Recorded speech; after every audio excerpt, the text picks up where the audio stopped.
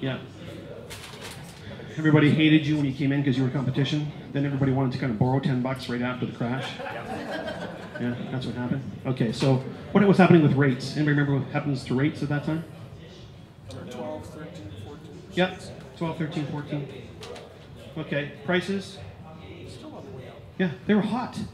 Clients of mine were kind of phoning me saying, how much is it worth this week? They would buy. They weren't even closed yet. And they were making $1,000 a week on their property. And then what happened? Yeah, boom. It all went down. Did anybody sell real estate in 1989? Like, I mean, did you, like, make money in real estate in 1989? First half of the year. Yeah, first half, yeah. Yeah. Like, they said the bottom would never end. Anybody buy, you know, real expensive cars and houses and personal stories another time. I'm really sorry. We were bulletproof, weren't we? It was, you know, I remember working it out. I think it was I was working about 12 hours a week, you know, making 100+ K, okay? And I had the best tan. Don Johnson couldn't keep up. I was so cool. And then bang. Okay. So now we're licking our wounds. We're like, you know, what's happening in the States right now. I got a quick little joke about that. I was in California in October, and I talked to a friend of mine who's a Newport Beach realtor. And I mean, these guys are 7-figure realtors. I mean, they make crazy money. Not anymore. And I'm like, well, how bad is it? And he's like, it's so bad. What's the difference between a Newport Beach realtor and a seagull? I'm like, I don't know. A seagull can still make a deposit on a Lexus. But I'm here all week, folks. Try the deal. Okay. 1992. What was happening with the market? Very significant. So here was your house value. How much was your mortgage?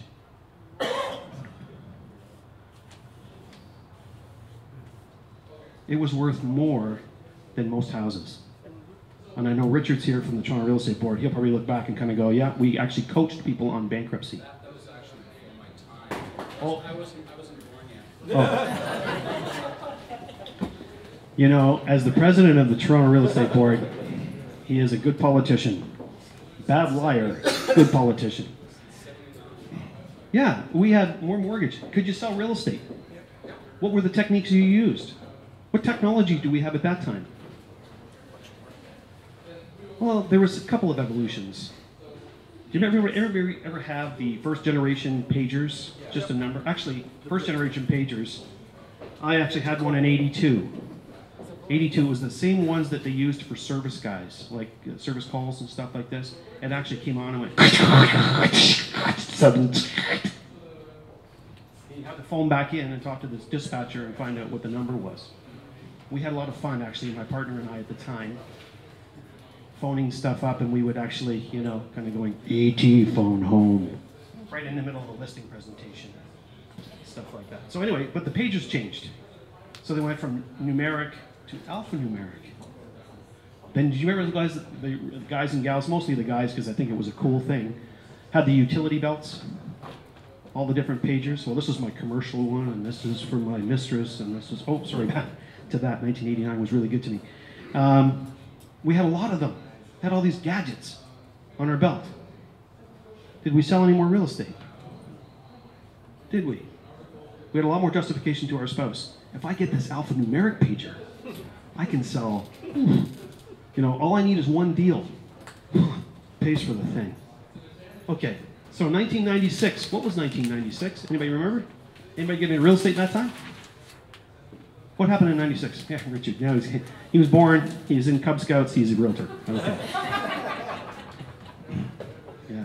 The hell with this 18, you gotta be 18 to sell real estate. 1996, very pivotal. What happened? Started to bounce back. Yes, it did. Thank you. It was the bottom of the market. What tools did we have?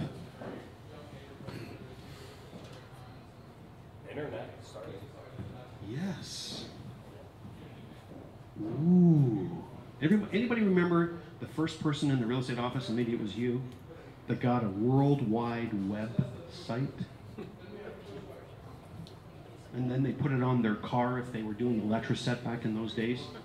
You know, teal and pink. Remember that? And you were like, World Wide Web, BobSmith.com. Didn't know what it was. We really didn't know what it was. But some guy had it, so we wanted it. And we went home and we said, you know, if I just get a worldwide website, I will sell that much more real estate. We need to get this, honey. We really do. Okay, it was the bottom of the market. Okay? And so I'm going to flash forward. Maybe I'll do it right here. Where are we on this scale? Way up top. Thank you. He kind of said, Get higher. so we've seen a real kind of morphosis in pricing. We've seen a morphosis in real estate offices. Right? Who's coming into real estate now? Who's here? Back in, 82 at this point, I was, 21 years old. You should see what my office demographic looked like. 107. Yeah, they were old. It's the old guy in the back, Brian. Stick with me, kid. I'll show you how it was all done. You run the listings. This is how it's done. You get the dailies. You peel them off. You put this. Don't touch my coffee. Don't sit in my chair. Thank you very much. He worked there. He's still there. He's dead. They've stuffed him. They had to leave Brian in place. Okay. What's happening in the offices now? Who's here? Yeah. Well, some things have changed. Some things have changed. Okay, I'm going to tell you a quick little fast story. I was at a company that sounded like FEMAX once, and we were doing this presentation, and this presentation required our attention. There were 16 agents in a closing room. It was far too many. It was about 8 too many. The person doing the presentation was the administrator. She needed to show us stuff on her computer that we needed to be able to log into this portal and do stuff. And she's like, well, I don't have my computer, so she borrowed somebody's laptop, and then we had to imagine that past this line there would be an imaginary little box. Well, there was about a dozen of them that we had to imagine were just there. Through this in-focus machine, if you've ever been around one of those things, those light bulbs are like fire. So it's hotter than the sun inside this place, and we're all sweating going, huh? And then there's people who are not technically gifted, who are not getting or visualizing the extra little box. I get a hold of the IT guy and I said, this is really stupid. Why weren't we actually available to do this at something called GoToMeeting? GoToMeeting is an online platform. You can kind of sit in front of your computer, you log in, they give you a password, and you can see the whole presentation. You can actually see her computer. And he says, you know about GoToMeeting? I said, yes, I do. He's like, there's one problem. You would need a computer. I'm like, yeah, duh, yes, you would. He's like, 1/3 of this office does not have a computer. You mean at the office? No, I don't mean period. Pardon? 250 agents, 80, no computer. What year is this? This is 2007. 2007. He opens a little file drawer, like his desk drawer. It is full of floppy drive, thumb drives, flash drives, etc. He's like, all of these have an owner, probably some of the people from the 80, because he said, those stations we set up where there's three computers and printers and stuff around the office, that's their computer. And their whole business is on this flash drive that they've just left in there 6 months ago. Oops. Oops. So, 2007, 250, 80, 1/3 of the office doesn't have a computer. I go to Rebar Camp. So I go to the first one. Thank you, Richard, by the way. Which was, would that have been 09? 10 was, okay, yes, right, sorry, yes, it was 10. So for those that went there, this is, you can correct me if I'm wrong, Richard, I'm usually am, so I'm used to it, I've been married 3 times. But 500 people said they were going to come to Rebar Camp, and I'm sorry, I say Rebar Camp because it's spelt like that for me. I don't say roof and I don't say foyer, so I say Rebar Camp, I don't say R-E-Bar Camp. So you'll apologize for my non-Americanism. Anyway, 2010, 500 people say they're going to show up, 250 show up. Half of the people that are there are realtors that are coming, and we're like, why did you come?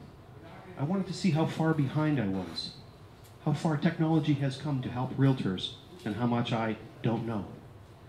And within the first 45 minutes, they were in a fetal position at the back, kind of going, oh my God. And then Richard had another one, and Ben's. Yeah, Ben was driving that one as well, in Toronto. Well, it wasn't the Sage Group, come on. No, that's not associated. But I will gladly take credit. Yeah, Ben, he did it all by himself, and is not humble, at all about taking full credit.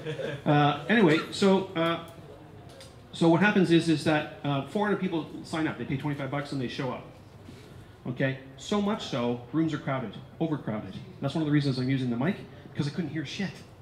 It was so busy that I was in the back and I couldn't see stuff and I couldn't hear stuff. And my poignant part from that was this.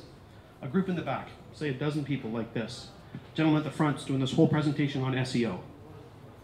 He's more than halfway through. And the woman in the back goes, there's a bunch of us back here that don't know what SEO is. Whoops. Maybe you were in the wrong room. Or maybe we didn't explain ourselves. And that's what kind of prompted me to start talking about this technology, or the lack of it. So I want to talk about a couple of things. So now, in this particular room here, I'm sure everybody's got things like iPads and iPhones, and that's why I've asked you to put the toys down, because everybody plays with them. My wife calls mine my eye penis. She's like, I can't get that thing out of your hand. She's like, does it have an app called iWife? And I'm like, I could show you, but we'd have to get rid of the kids for a little bit. There is an iWife app. So, my point is this. My friend who works with me, who doesn't have any technology, does better, as well, if not better than I do, sales-wise.